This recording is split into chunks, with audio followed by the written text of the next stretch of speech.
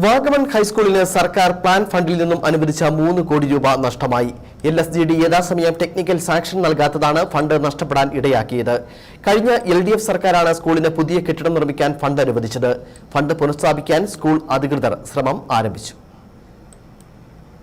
പഠന നിലവാരത്തിലും പാഠ്യേതര വിഷയത്തിലും മുൻപന്തിയിലുള്ള തോട്ടം വിനോദസഞ്ചാര മേഖലയിൽ പ്രവർത്തിക്കുന്ന സ്കൂളാണ് വാഗമൺ ഹയർ സെക്കൻഡറി സ്കൂൾ.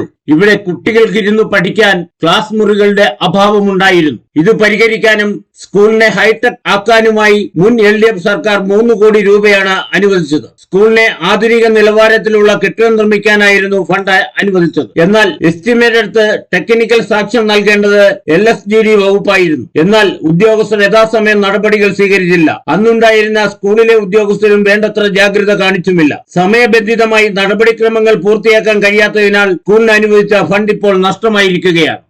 3 കോടി രൂപ അനുവദിച്ച പ്ലാൻ ഫണ്ട് ഹൈസ്കൂൾ ബിൽഡിംഗ് അത് LSGDയിൽ സമയബന്ധിതമായി അതിൻ്റെ TS പൂർത്തിയാക്കാത്തത് കൊണ്ട് നമുക്ക് അതിൻ്റെ ഭരണാനുമതി കഴിഞ്ഞു.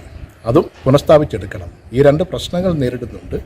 ഇത് ഗവൺമെൻറ് ശ്രദ്ധയിൽ ഞങ്ങൾ പെടുത്തിയിട്ടുണ്ട്.